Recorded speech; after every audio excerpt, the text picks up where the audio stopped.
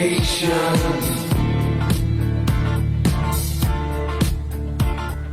We don't need no thought control.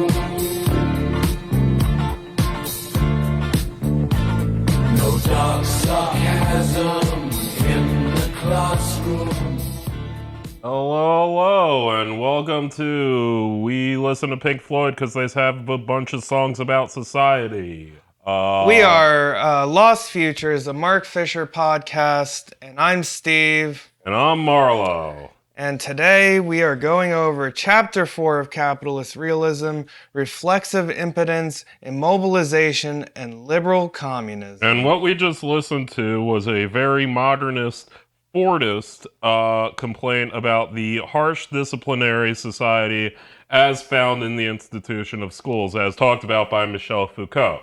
However, as we read this chapter, I think you will find that perhaps life was, at least in some ways, a little better when the teacher did not leave us kids alone.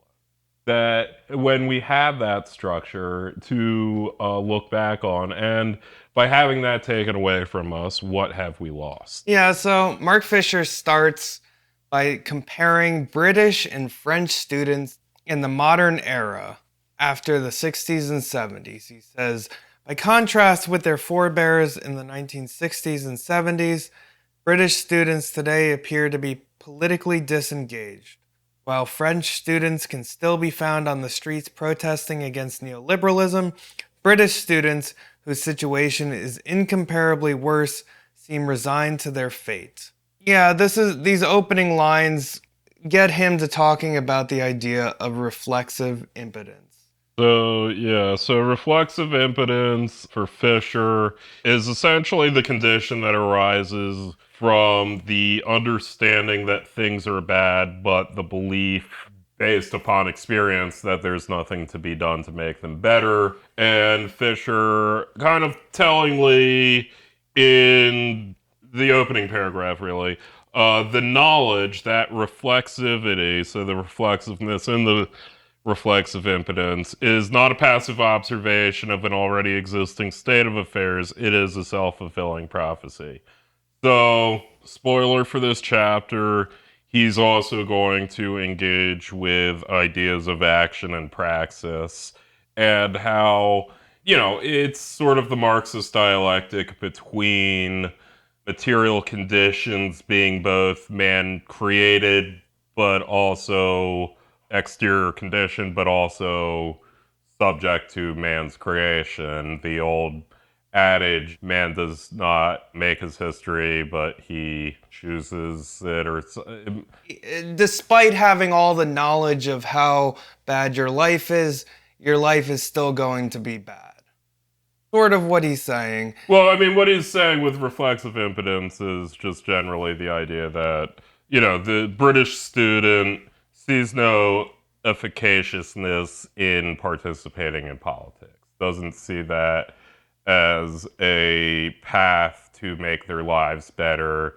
It's as if that's been prescribed already, which Fisher is saying is an understandable view of things, but also is the very thing that makes it such an understandable view. Yeah. Then he goes into discussions on depression, and depression being something that is endemic within this reflexive impotence. So yeah, as he teased it towards the end of the last episode, he was starting to deal with these ideas of understanding mental illness as a social condition. So just as a little refresher, he identified in Capitalist Realism these sets of presumptions that he said there's ways to challenge capitalist realism by challenging these presumptions, one of which being the natural and essential inevitable nature of capitalism. And he used the example of the environment and saying, well, if capitalism is natural, then why is it destroying nature? And he said, but that's almost a well-trotted out argument at this point. We should look to new territories to make political of which he said mental illness. So now we're doing that, and we're bringing the politics to mental illness. We're challenging its place within medical science and saying, no, this is actually a political issue. Yeah, he says it here. It is not an exaggeration to say that being a teenager in late capitalist Britain is now close to being reclassified as a sickness. By privatizing these problems, treating them as if they were caused only by chemical imbalances in an individual's neurology and or by their family background, any question of social systemic causation is ruled out. And he's saying we need to look at social and systemic causes for mental illness, specifically depression. Yes. So he states that in his experience, and to be clear, a lot in this chapter is going to be his very specific experience as a professor at what is, to my understanding, the English equivalent of a community college. Yeah, he says in the last chapter, further education colleges. Right. If anyone wants to correct me on that, and they're apparently a different thing, but to my understanding, it's effectively a community college. So in his experience in dealing with these students, he sees what he calls depressive hedonia. Which is not the same thing as anhedonia. Well, yes, it's the opposite. That's what that prefix means. Essentially, so hedonia, hedonism.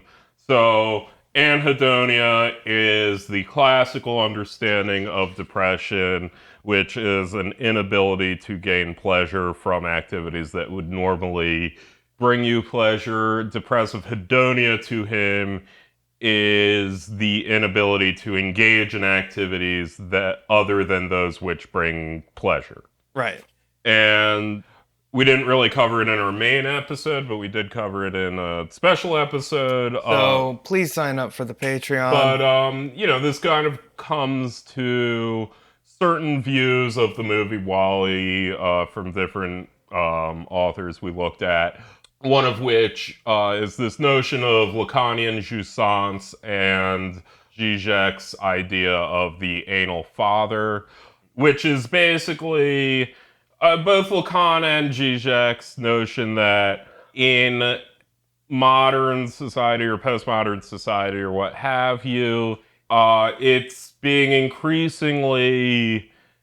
It's as if pleasure is being actually assigned to us and demanded of us, that we are to feel pleasure because it is our duty. Similar even to, George W. Bush after 9/11, go out shopping, go enjoy things, blah, blah, blah. It's almost our duty to feel pleasure. And Fisher's looking at a very specific example of this where for these students, they don't have the language to really engage with the world but through stimulating activity.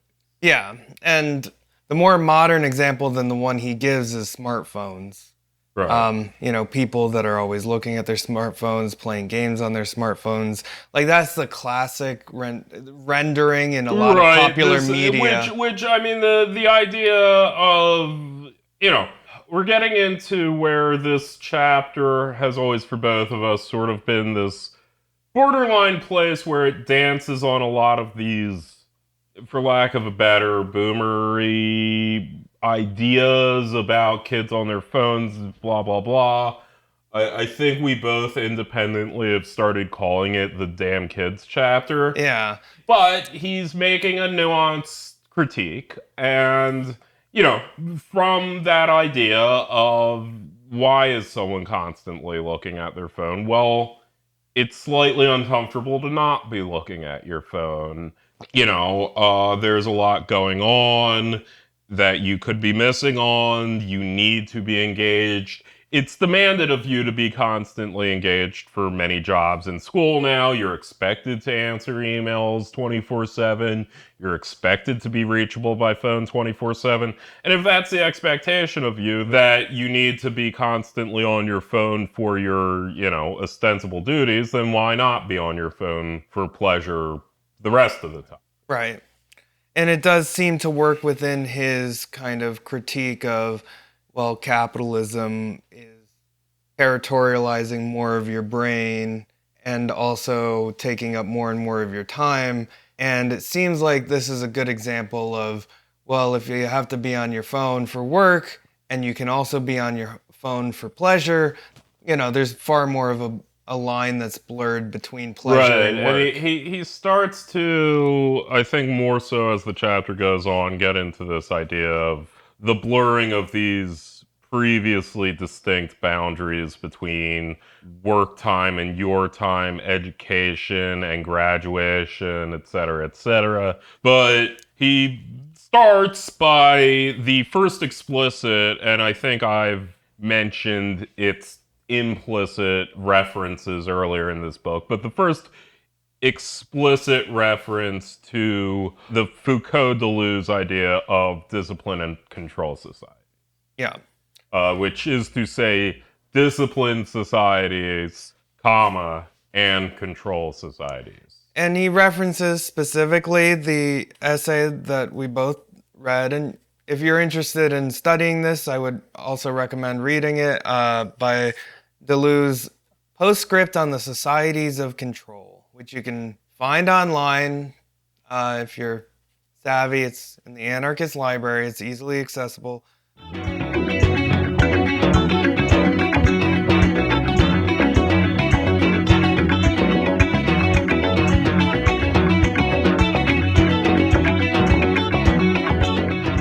And what is that essay talking about? So, essentially the backdrop of it is you have this Foucauldian idea of the disciplined society. Which he develops in like Discipline and Punishment and other works. Yes. But it's basically his way of looking at capitalism, and then you have enclosure movements, and then you have all of these institutions that arise. Right. So, if you want to get slightly more into the weeds than even I know of it, but, essentially Marx viewed the primitive accumulation, the birth of capitalism, through the lens of the British enclosure movement, of taking formerly public social spaces and privatizing them, in Marx's case, in a very specific set of laws in the 19th centuries and 18th century. And in Foucault's case, he kind of took this idea of, well, what else gets enclosed? And, how did we deal with social control prior to this, and how do we deal with it now? And that's where you get the barracks, the factory, and the school. Yes, this idea hospital that and prison. These institutional powers assert a certain domination over the subject in very real ways, and you're given these roles as a student, as a worker, as a subject of power, as a prisoner, as a soldier, blah, blah, blah. And you perform your duties per those roles, and if you step out of line, there are punishments. And Deleuze essentially is identifying a newer feature of late 20th century capitalism, what he calls a control society, not a disciplined society. Please ignore the fact I was saying control a bunch earlier. That was just small c, the general use of control. It's not a control society, capital C. But essentially with a control society, you have a dispersal of enforcement. Right. It's no longer, the locus is no longer in these super institutions of authority. There's now these blurred lines where all of a sudden you don't go to school for X number of years and then enter the workforce, switching from your role of student to worker. You are now a worker who is expected to continuously be educated. You are a worker who is in many ways their own manager. Right. You have to you set know, up your own spreadsheets. You have to fill out your own time sheets. in the sense of like, I mean, in Uber's legal argument, they have no taxi driving employees. Nope. They They facilitate connecting independent taxi drivers with people who want rides, but they provide the service, but they don't provide the institution. they provide They provide the service service of connecting all of their the taxi service is drivers. communicative. It's not driving cars, which is weird because you think of Uber as a way to get in a car and be driven somewhere. I worked as a delivery driver, and it was very much the same. Right, the gig right. economy is run like this. Right, and this is written in the 70s before the gig economy, but... Well, the Control Society, that essay is written in 1990. Well, still. So yeah, so we're getting into this notion of discipline and control societies. He uses this example from Kafka's The Trial, which actually Deleuze used this example, and now Fisher's just also using the same example. It's about a trial. It's like a John Grisham novel. Well, Don't really think too much about it. It's about someone who gets arrested, and he has a trial that's coming up, but he doesn't know what crime he's committed. Right, That's or the when premise the trial of it. is, or whatever. Yeah, it's a real crime thriller, in the vein of Agatha Christie, or The thriller part is him trying to figure out what he committed or when the trial Chaucer. is. It's like Chandler. Anyway, so in the trial, he's talking to a lawyer in this high-stakes legal John Grisham-esque thriller, The Trial by Franz Kafka. Stop it, Marlowe. Some people might not have read it. Yeah, anyway, and they should, and then realize I'm right. But anyway, he's talking to a lawyer who says, well, there's three options: actual acquittal, which no; Apparent acquittal. apparent acquittal, and indefinite postponement. And Deleuze essentially states that the disciplined society is the society of the apparent acquittal, or ostensible acquittal, and indefinite control postponement. societies are the indefinite postponement. Once again, this idea of there comes a point where you are apparently retired in a Fordist economy, where there comes a point where you are apparently graduated from school and now have entered the workforce. You have these definite roles that are by no means free, but there are these definite, stable roles and instructions for essentially how to live and be okay. Education is a lifelong process, training that persists for as long as your working life continues. Work you take home with you, working from home, homing from work. A consequence of this indefinite mode of power is that external surveillance is succeeded by internal policing. Control only works if you are complicit with it. And then he goes on to reference Burroughs' figure of the control addict.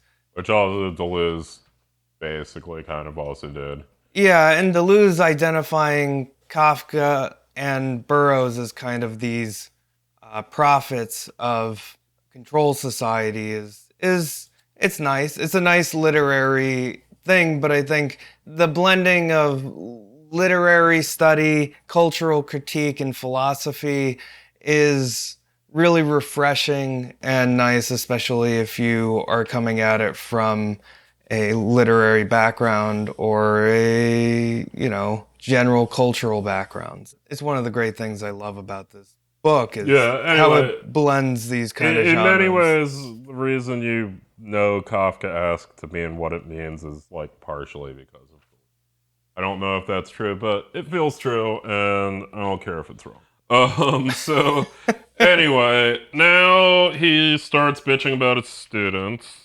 Well, yeah, he starts out saying that he makes this kind of dialectical difference between Foucault's disciplinary society and these control societies, identifying first and foremost body posture in disciplinary institutions, you were oftentimes given a regimented body posture that was seen as like the way into society, the way that you were going to get a job. I mean, not even just that. I mean, like, also, think about how Mark Zuckerberg was famous for, like, never wearing a suit and always, like, had a fucking dirty stained hoodie on. Or how Elon Musk is an annoying I'm saying the asshole. disciplinary societies is what he's starting with. Right. He's saying these things that existed, this kind of etiquette, this kind of... suits, not being an annoying asshole on podcasts and shit. Like, all of these things used to be expected of our captains of industry, but no more. And likewise for the student as well. I mean, you don't get, your wrists slapped with a ruler for not having good posture anymore. You aren't expected to generally have a highly formal dress code in public. If you don't eat your meat, you can't have any pudding. You are absolutely allowed to have pudding without eating your meat. It's okay now. No one gives a shit. They won't stop you. You can just, like, weed's legal. Like, you can just do whatever the fuck you want now. Well, that gets him into the real these dang students kind of thing. Yeah, now, okay, so we had that brief aside. Get down, kids! Yeah, so he's incredibly annoyed with his students. But he doesn't blame his students. He's not blaming his and that's what I think for being complete unchecked out pieces of shit. Like AJ Soprano season 5.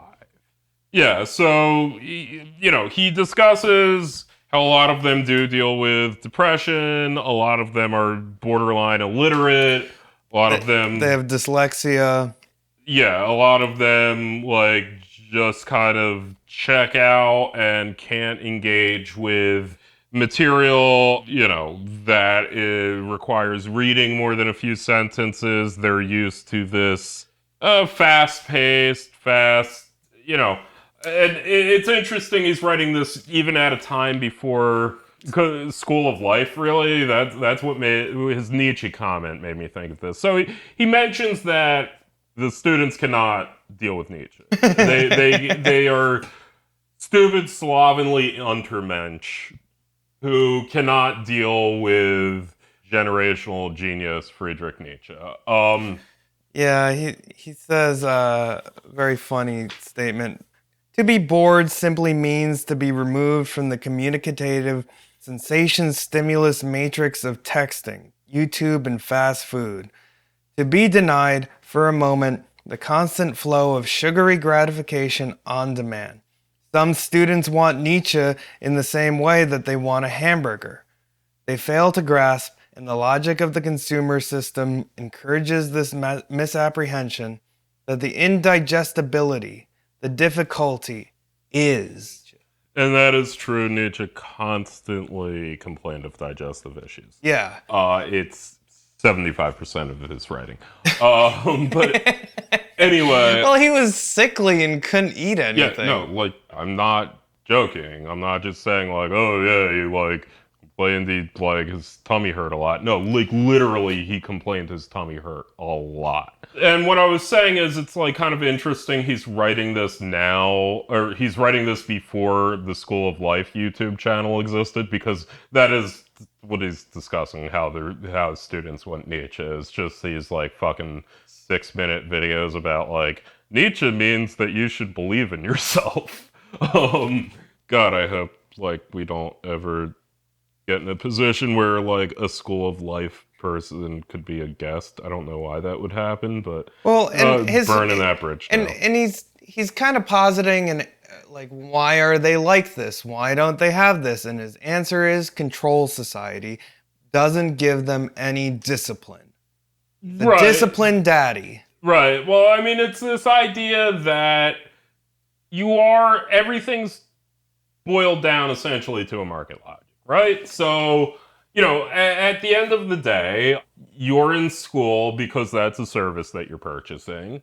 You're there not to better yourself. You're there because that service, you're told, has marginal value down the line. And you need to get that marginal value in the easiest way possible. And that's literally what is drilled into you by society as being the correct thing to do. That's not gaming the system. That is the system. Yeah, and he uses the same term from last chapter, market Stalinist. Right. And this sort of becomes essentially the modus operandi of all of that. So if there's no longer a belief in, there's really no longer a belief even in the idea of self-improvement. There's only a belief in your marginal market value in the workplace and what steps to be taken need to be done to, increase that or what have you. So this idea that you would then spend your off time not just smoking weed and playing video games, well, why? It's your off time. That's what it's there for. Like, it's not this whole idea of the self is almost gone. You're just, your value in the marketplace. Yeah, there's a consequence. And I think people who've worked in offices can also recognize this structure within corporate settings. And he gets into this a little bit, but he also has the worst fucking neologism in all of his writing. Well, before we get to the Oid iPod, Oedipod, like Oedipus and iPod. He does Oedipus and iPod. He combines it into Oedipod. Oh, it's so bad. It's very, very funny. But yeah, what he's really discussing here is the fact that these schools need test results. And so much of their class structure goes towards these test results, and it doesn't really matter if the kids are learning anything as long as they pass the test. And that's the market logic. Essentially, this market logic bleeds down into everything. And if you want to say, like, oh, well, you should spend your off time, like, learning a new art or, like, fucking reading, like, goddamn Ulysses or some boring ass shit. Fucking why? Yeah, why the fuck would you do that? Well, and then there's what does that do for you? Your job is to pass the test. Your job is not to become a smarter person or a better person or a more worldly person. Your job, is, while you're a student, is to pass the test. Well, and you see this logic kind of, again, with sort of HR requirements in corporations where you get all of these like modules for you to watch about, diversity training and all of these kind of things. And the point is not for you to learn to be more accepting of other people. The only thing that they want is to show to the market or the clients that they're trying to bring in and say, hey, 90% of our, or 100% of our staff has this, training. Right. It's also a matter of if you get sued later for discrimination, and the person suing you can say they don't even have a diversity training that looks bad. So you want to head that off. Yeah, and that's part of the market logic. Yeah, it's the same reason why colleges do a date rape 101 training for all their freshman students. And also, frankly, it isn't to say any of this stuff is bad or whatever. If you are racist, it's probably better to be gently prodded not to say the N-word, even if that's not going to make you less racist. It's probably better for freshman college students, at least someone to be like, yeah, that is actually rape. You should consider that. Yeah, but okay, so let's get back. He gives an example of what he's talking about here, and this is the Oid iPod. An illustration. Edipod. Just call it what it is. Edipod. Yeah, it's Edipod. Yeah. An illustration. It's actually very Derridian, because if you just say Edipod, you're like, I don't get what you're saying. But if you see it written down, you're like, oh, fuck you. Okay. It's got a capital I.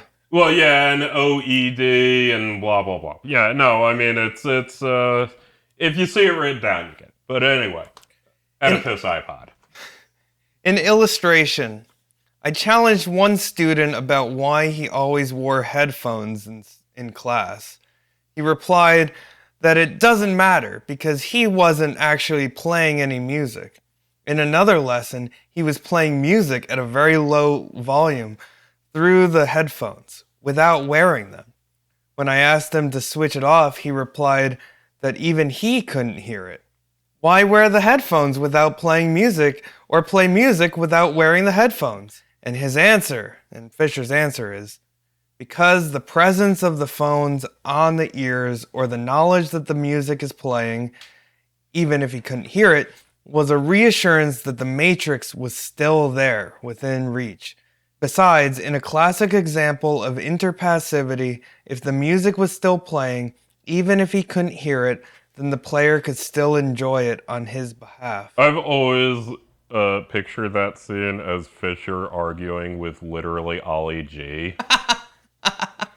Like, just this chav fucking student just being like, yeah, bro, I can't even hear it, ain't it? Like... The use of headphones is significant here. Pop is experienced not as something which could have impacts upon public space, but as a retreat into private Oedipus iPod, iPodus Rex. Consumer bliss, a walling up against the social. So yeah, he brings in interpassivity from the last 2 chapters ago, where we talked about it. Listening to a podcast instead of reading a book, because the podcast is reading it for you. But here you have the headphones listening to the music so that you don't have to. You know, he's kind of making a case about the WALL-E movie, similar to the WALL-E movie, about everybody being hooked on entertainment and that making them sort of more interpassive, lacking the ability to concentrate. Right. Then he references another article that we read, Postmodernism and Consumer Society by Frederick Jameson, where he talks about Lacan's theory of schizophrenia, and that this fragments the subject until there's no subject existing, right? Right, yeah, I mean, I kind of... yeah, sort of half referenced it earlier, but like, yeah, no, I mean, this idea that at a certain point, you know, there's a breakdown where you're no longer exactly a student, exactly a worker, exactly this, exactly that. You just have this transient, disconnected place in your society that's not really grounded to anything.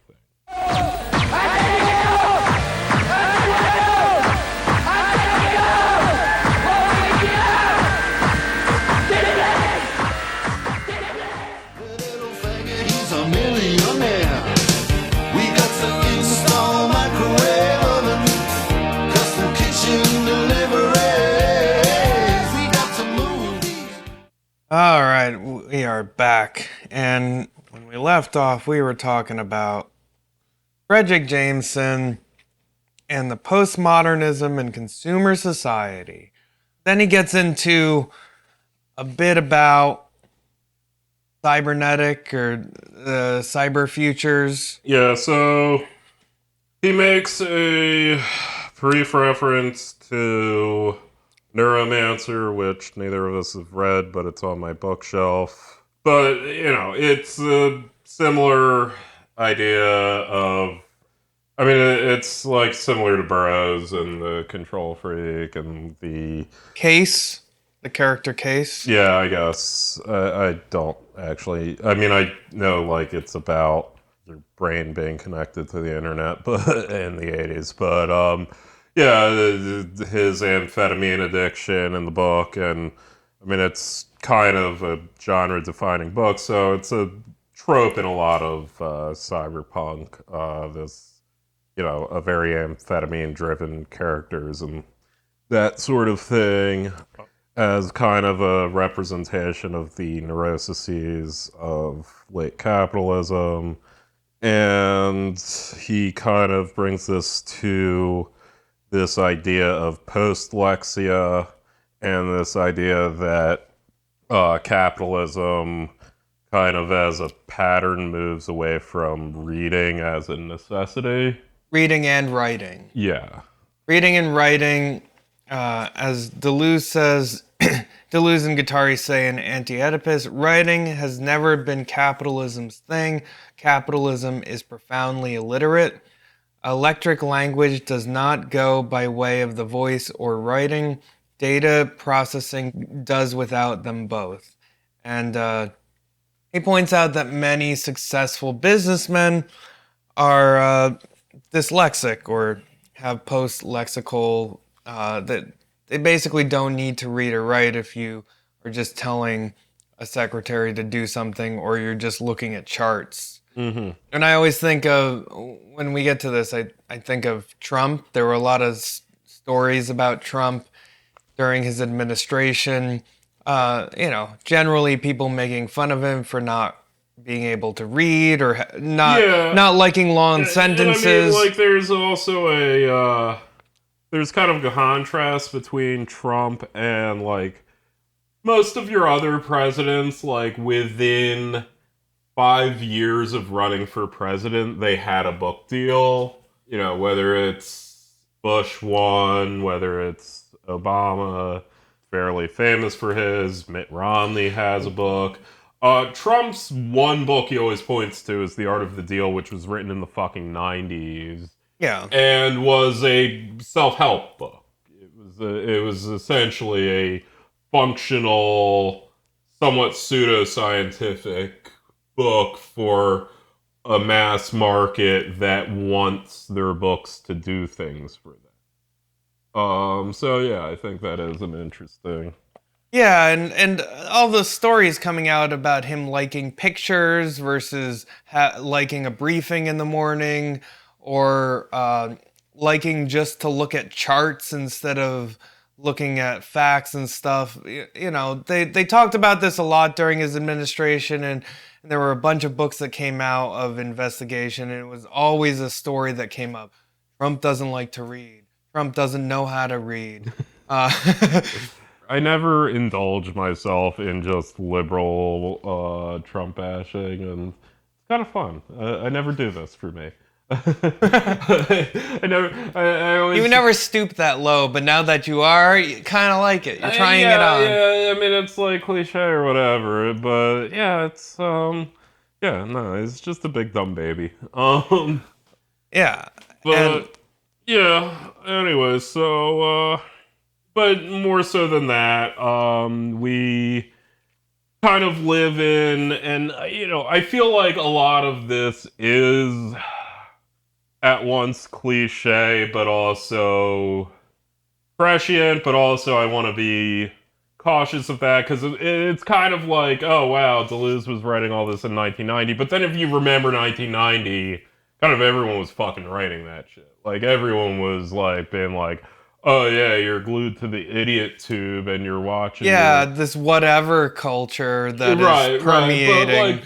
But you get into today where it's like, if you follow any sort of like internet creator today, which is sort of this extra step of television they didn't have, but there's even an extra step in that where it's like, at once it kind of encapsulates both of these ideas, because on the one hand, you have your long-form streamers who are sort of meant to be what used to be, I guess, like drive time radio, where it's just them talking and not maybe playing a game, maybe not, and you can just tune into them whenever over an 8-hour period when they're just going to be online, and you cannot pay attention to them, but hey, you're connected to the Matrix. And then the other aspect of it is this idea that when you look at the way YouTube is going, the way basically aping off of TikTok, the popularity of TikTok is this whole idea of short form content. And I'm sure whatever comes after TikTok when you're listening in the future. After the government has successfully banned it for being too Russian. Yeah, there is this general. You said boomer before, but I think there's more of a Gen X kind of strain throughout this chapter, which doesn't make it wrong necessarily. It's just looking at the change from when Deleuze wrote in 1990 to when he's writing in 2008. Right. There is also this. I mean, there is also like this meme in the like tech optimist space of things where they like go back to fucking Aristotle complaining about like kids these days. But I mean, like in the 60s they were also saying television's making us all stupid. Yeah, the boob tube is controlling your mind, man. Yeah. So the notion that passive media makes us passive is interpassive. Yeah, and this is kind of doing that, but I'd like to think it's at the very least relating it in a unique way to the 2000s that the other critiques aren't really getting into, and it's relating it to this idea of the unmoored neoliberal society. Well, yeah, that's what makes it unique, is that this is the first time, at least, that I'd ever heard somebody making a structural kind of critique, and not just saying the kids are bad for doing these things. No, I mean, or Adorno. But in the context of neoliberalism, and in the context of all of this kind of wealth of post-modernity, and pointing out and saying, well, what are the effects of there being no alternative? Well, the erosion of public space. And what happens when you have the erosion of public space?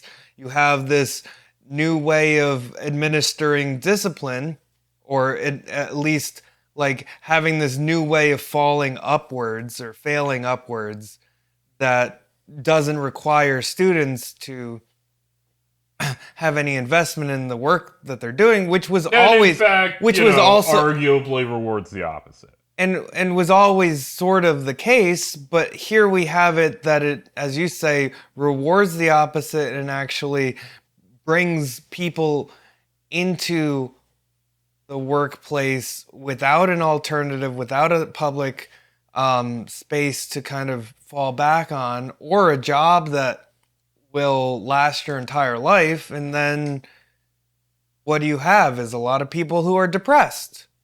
You have a lot of people who are demotivated from organizing in a protest-like way against their conditions, which I think he quickly gets back to in the next page or two.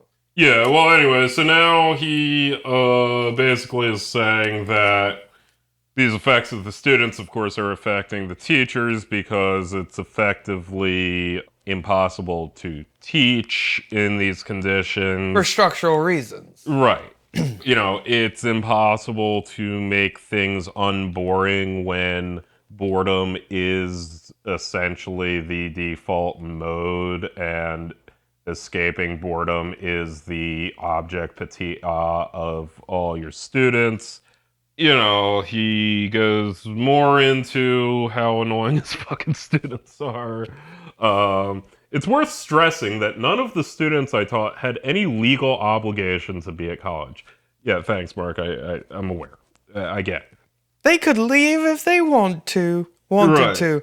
Right, but, he gets into sort of what I had mentioned earlier, that, it's just the closest thing to instructions that these students have of, okay, well, you got to go to college to get the job to pay off the debt for going to college, and blah, blah, blah, blah. Well, and then the end result being less than that, which was my experience, is going to college, getting out of college with the degree, and then getting a minimum paying job. Right, and, you could have gotten a minimum paying job without going to college. Right, but when all these things are just so tied to increasing levels of self-alienation for survival, then how can one expect students to be engaged in their own education?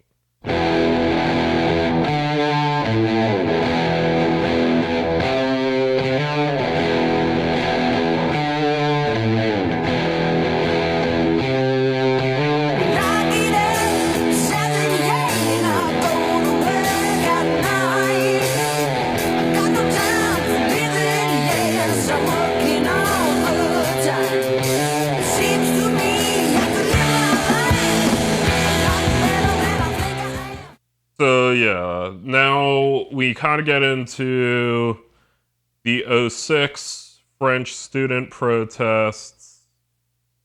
Which he's critiquing here, saying, Well, he's using an economist critique as a jumping off point, which also kind of reflects on, I don't know if we talked more about this in hauntology, but this idea of the May 68 promises being fulfilled by neoliberalism. right. The economist critique is basically saying that while the May 68 protesters were fighting for a dynamic new, French '06 protesters were fighting essentially to stop new things. Those new things being, less money for public worker pensions and whatever the fuck the '06. I mean, it's always about money for public worker pensions with France. It's just this essentially desire to keep things the same. And Fisher kind of agrees and says, yeah, in fact, this is just purely defensive to hold on to what little crumbs are left to you by capital, and fighting for something new is kind of precluded. And I think that does speak to a lot of the thing with French protesters, because American and Anglophone leftists tend to lionize the French protest of oh wow, they burn shit down, and it's yeah, they burn shit down and have progressively seen their rights eroded over the years. It's almost like the government's kind of okay with them burning shit down, because afterwards the government just gets whatever they want, and they're like, hey, we promise that the police will be meaner to Algerian immigrants, and then they're like, oh, okay, they have won. It also reminds me of a lot of liberal protests in America. Well, yeah, Specifically the anti-Trump protests, where the fight always seemed to be, we don't want these kind of vile nationalist, anti-immigrant kind of changes, but the protests were advocating for keeping the immigration the same, more or less. Yeah, well, I think the key difference to that is those protests didn't really have material demands as much as the French protests. They didn't like Trump.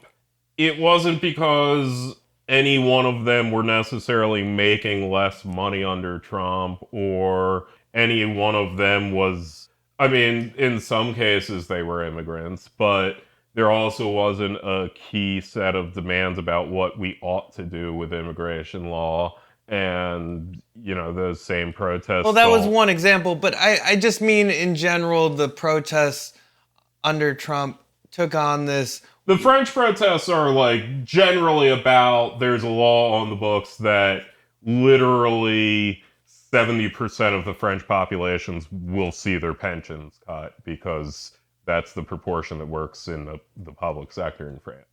And that's the one thing, is they are, in a certain sense, labor movements in almost this classical Marxian sense. They're not tied to necessarily oh, we don't like this, bad conservative bringing this racist culture, or this decadent liberal bringing this liberal culture. It is generally a cross political spectrum of people who are literally seeing their lives get worse in a way that you can do a math problem about. The thing is, then, even then, because that is, in many ways what the 68 protests were, and they were tied to aspirations in some sectors, at least, for a new society. But in this case, they're not really tied to those aspirations. They're just trying to keep the status quo and not see further cuts. They're not arguing for more. They're not arguing for more, and let alone they're not arguing for a system that would stop this from happening in the first place, like they were arguing in May 68. They're just burning shit down every 5 to 10 years, and then the cut goes through, and then they do it again a little later. Yeah. And leftist Anglophones on Twitter are like, this is fucking epic. Yeah. He then relates this to liberal communism, or liberal communists, which is a concept that's pretty central, or like, I guess it's not central, but it is one of those terms you hear thrown around. It comes up a couple times, and it comes apparently from a Zizek article that I just read. A Zizek article in 2006 about Davos.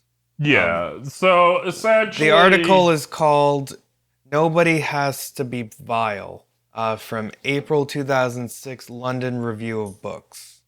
Yeah, I think it's not a terribly complex concept. It's philanthropic hyper-capitalists who believe that a mixture of public-private endeavors driven by market-tested, results-driven solutions can alleviate poverty and other global problems in the world. Yeah, and the examples he gives are Bill Gates and George Soros, who he says are the inheritors of May 68. Right. Zizek makes that argument, I believe. And so does Fisher here. Right. That you can pair capitalism and labor exploitation with being quote unquote good, in the sense that you are concerned with the environment and you're concerned with diversity, immigration, all these kind of liberal signifiers, and that as long as we use our money for good and make the world a better place, then all of our exploitative, predatory capitalism will be justified, right? Bill Gates makes all this money, has all this money, and gives it away philanthropically for all these good causes. Therefore, he is, this liberal communist. Which I believe that's also like literally some Jay-Z lyrics that I can't really remember. But yeah, if I didn't make the stacks, I couldn't give it back or something like that. But, yeah. Yeah, well, I think it's a little more involved than that, because there's that notion of that's almost a later development, the idea of like effective altruism. And really, honestly, effective altruism is just an attempt to pseudo-academicize this phenomenon. To privatize it also. Well, I mean, okay, so there's this phenomenon that we're talking about in this book that comes from this 06 Zizek article that I would say probably has antecedents really getting going in the late 80s, early 90s, a little before that with Silicon Valley and essentially the hippies entering the corporate leadership. And there's a bunch of vagary notions about, number one, like you said, wealth accumulation is justifiable if one then donates that accumulated wealth in intelligent ways to pragmatically end the world's suffering. Number two, market ontology and the idea that government action alone and really at all is detrimental to attempting to solve those things, that private action gained through the experience of boardrooms and solving problems is the way to go about that, and that partnerships should be formed with the government to facilitate that. I think that's another aspect. Zizek had like a 10-point. He has a thing. 10-point thing that he took from a French magazine. Right, but I mean, essentially, it's those ideas. Then later in like the late 20-teens and like 2020s, you have effective altruism, which is sort of an attempt to give an academic sounding name to essentially these ad hoc notions that have been forming for about 15-ish years at this time. And now we're going to try and create like essentially a utilitarian school philosophy of ethics that essentially does this. So it's an interesting way this has developed since this writing. Yeah, in 2023. Right. But a big part of it, Fisher points out, is being smart. Right, which gets to a lot of that market ontology. Market ontology, the reference to being nomadic reminded me of nomadalgia from last season, and being against centralized bureaucracy. I mean, essentially this lean into these conditions of postmodernism we were going through with Jameson, mostly Jameson earlier in the chapter. So that's kind of how it all ties around.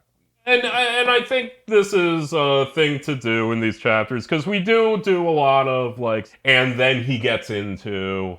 So to just kind of tie this as a through plot, in the same way that these teens are unmoored, this is an unmoored society, and what does the captains of our society and the efforts of poverty alleviation in our in such a society look like? And it's this.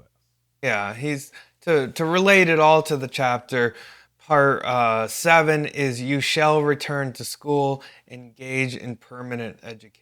Right, so that's right out of the Zizek chapter. His shitbag chav students are related to Davos. So, you know, put that pipe and smoke it, as they say. Yeah. So yeah, he kind of comments on it and says that these liberal communists are now the dominant ideology of capitalism, as they are presented, at least in 2008. And I think that that's still true today in 2023 in general. Wouldn't you say that, like... Yeah, I think it's... effective altruism, but also this, like, partnership of these billionaires. I mean, just look at Elon Musk. Right. I mean, you have Elon Musk, you have Bill Gates, who spent the last fucking 10 years destroying every urban public school system he can find and replacing it with charter schools, and also he, like, single-handedly... Look, I mean, if you want to call this slanderous libel because I'm just making up a number, do what you will. But I'm speaking as the corporate entity of Lost Futures and Mark Fisher Media, so you'll have to sue those assets, not myself personally. Take them all. Anyway, Bill Gates is responsible for 300 million deaths in COVID due to his actions with patent protection and other bullshit. Or something like that. I don't know the number. I'm not Googling it. But he's responsible for a lot. And, you know, it's all coming out of that general pathology and idea of these public-private market-driven partnerships towards poverty alleviation and solving the world's problems. You know, and if you look at a Fordist model, you have the famous example of the invention of the polio vaccine and the giving away of the patent for free and the giving away of the vaccine for free through a more or less centrally mandated government program. And we're past those days. You can't do it like that. You need to have fucking Bill Gates in the room with like 8 different fucking ghouls from the pharmaceutical industry deciding exactly how many sub-Saharan Africans they'll let die. And that's how we do it today. Well, then he gets into how this type of model of society that is ruled by the liberal communists, there's nothing new. That there's Right. So this is all what I've described of, we went from the good doctor who, through American ingenuity, invents the polio vaccine and then gives it to all the children for free, to Bill Gates. Jonas Salk. Yeah, thank you, Dr. Salk, all the children said. But no child is saying thank you, Bill Gates. But anyway, shortly after killing Jeffrey Epstein, Bill Gates unleashed the pandemic on society. and we are past the point where even a global shutdown level pandemic could just have you a Dr. Salk who would give this vaccine away for free. You now need to jump through 8 different fucking bureaucratic hurdles to not give it away for free and have a bunch of people die. And that's presented as innovative and new. And for our praxis lesson of this chapter, Mark Fisher has decided that we should take back the definition of the new. Take back the definition of the new. And how shall we do that? First, we should identify the things that make it so that you can't have the new. First, we should make a fun little French Revolution nerd joke that Marxists will love. And he mentions that David Harvey and Badiou both use the term restoration to describe neoliberalism, to call upon this idea of the Bourbon Restoration at the end of the French Revolution, and the view that neoliberalism is essentially a recapture of the classes that controlled things during the Gilded Age, for lack of anything, as a brief, American bullet point, the classes that controlled society from the Industrial Revolution through the Gilded Age, that essentially lost power to the Jacobins of the New Deal, have now reasserted a Bourbon Restoration on us in the 70s through today. And we're living not under a new form of liberalism, but actually a very old form of liberalism. Similar to the Gilded Age. Yes, a pre-Rooseveltian liberalism. Also, Roosevelt is Robespierre in this example. He also compares the neoliberals here to Lenin or Leninist. Yes. Essentially that, again, this is a purposeful takeover. Taking of power by one class to assert it over other classes in the way that Lenin described it, by the financial bourgeoisie.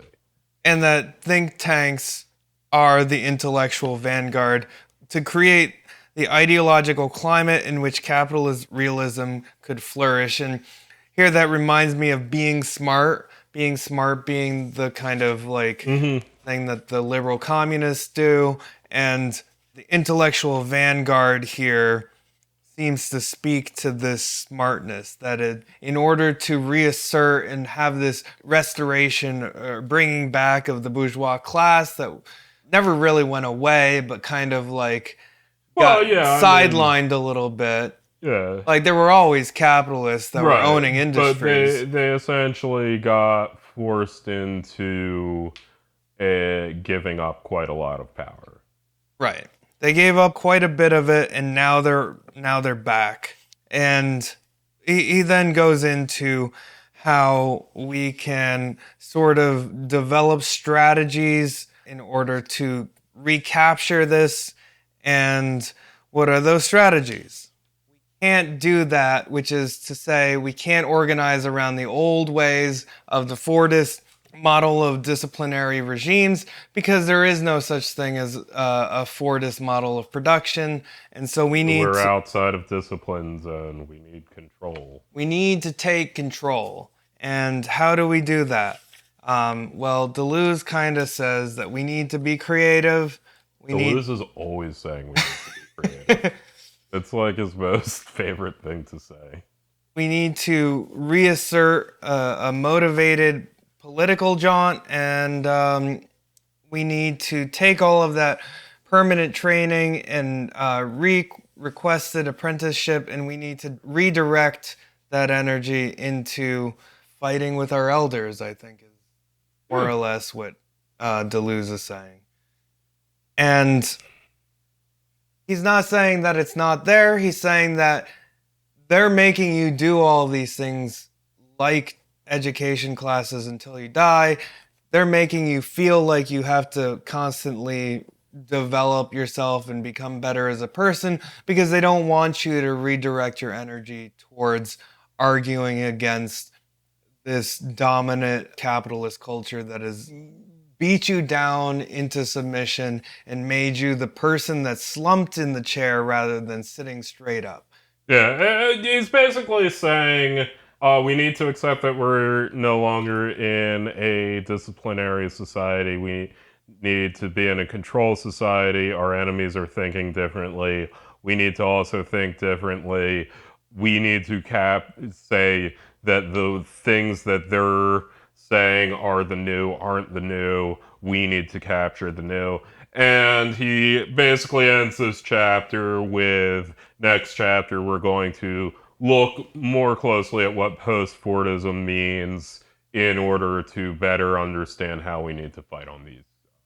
What must be discovered is a way out of this motivation/demotivation binary so that disidentification from the control program registers as something other than dejected apathy. One strategy would be to shift the political terrain, to move away from the union's traditional focus on pay and onto forms of discontent specific to post-Fordism. Before we analyze that further, we must consider in more depth what post-Fordism actually is. So, yeah, and also more of that anti-Oedipus idea of reterritorializing new things to be the locus of political struggle, which we're doing with mental illness, and we're going to continue to kind of work on that theme of saying, what is an area that hasn't been politicized in the past, and can we make it political? Can we make it political, and can we get out of school and hit the streets? Yes. And argue for a better now world. The other classic rock song about school, "Hot for Teacher" by Van Halen.